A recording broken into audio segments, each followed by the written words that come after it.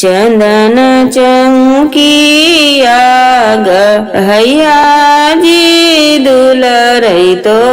पाप तुलले सगुनिया के बे तुलले लगनिया के बे जाही चौकी बैठा थी न दुल्हा दुलरई तो दुल्हा तुलले सगुनिया के बे तुलले लगनिया के बे गाय के गोबर से अगना लिपाय गजमोती कपूर गजमोती कपूर चौकिया के बीचे बीचे लगल गजमोती गजमोती कपूर गजमोती कपूर 5-25 के जाजिम जी जाजिम झार के बिछायो हमारे आंगन जी जाजिम झार के बिछायो हमारे आंगन जी आबा दुलरई तो पापा राजा जी सुबह घड़ियों में लगन सोचायो जी सुबह घड़ियों में लगन सोचायो जी आबा दुलरई तो चाचा राजा जी सुबह घड़ियों में लगन सोचायो जी सुबह घड़ियों में लगन सोचायो जी गाय के गोबर गनानी पाय गजमोतिया हो रामा चौका पूराय राम जी के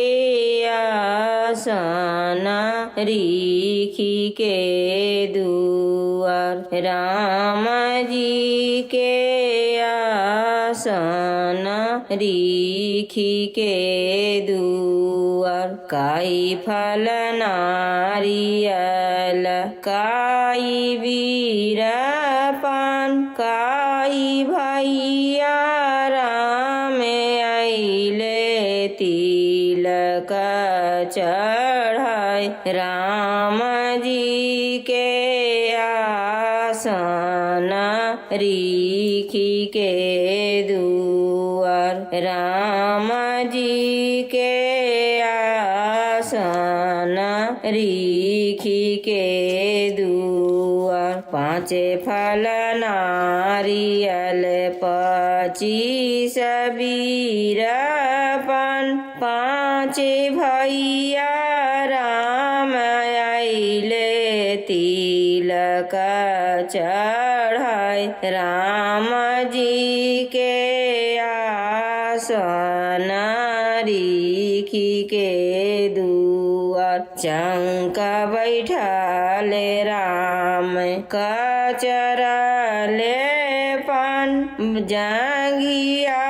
बैठाले सीता ढारे नैना लोर राम जी के आसना रीखी के दुआर राम जी के आसना रीखी के दुआर काहे रामा कचरले पान काहे सीता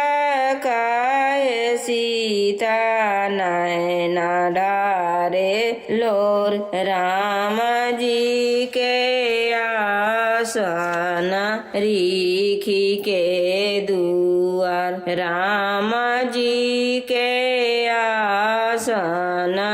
रीखी के दुआर नाही मोरा भैया मोरा लोग नाही मोराया हो राम सहोदर जेठा भाई नाही मोराया हो राम माय से बाप नाहिरा के दुख सुख कहलो न जाय नीरधन माय बाप तेजलो न जाय राम जी के आसन रीखी के दुआर राम जी के आसन रीखी के दुआर कहमा में राम जी के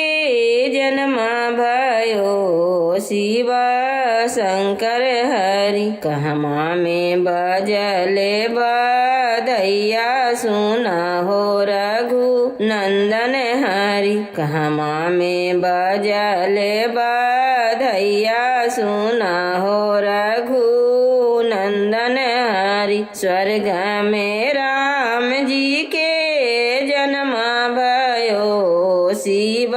शंकर हरि अयोध्या में बजले बधैया सुना हो रघु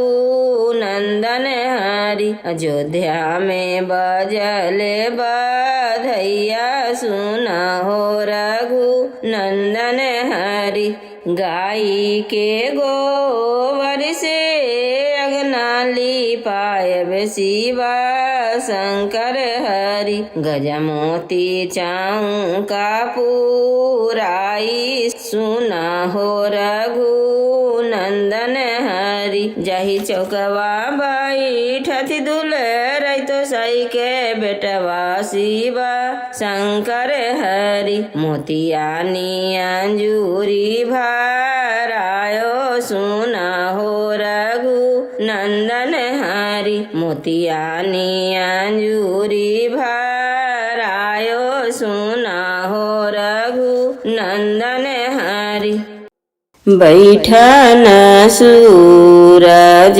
जी दुल्हा चंदन रे चौकिया बैठन सूरज जी दुल्हा चंदन रे चौकिया निकालन सूरज जी दुल्हा अपनी रे अंजूरिया कैसे में बैठी गे दीदी चंदन रे चौकिया बगल में बैठल गे दीदी जीजा साहेब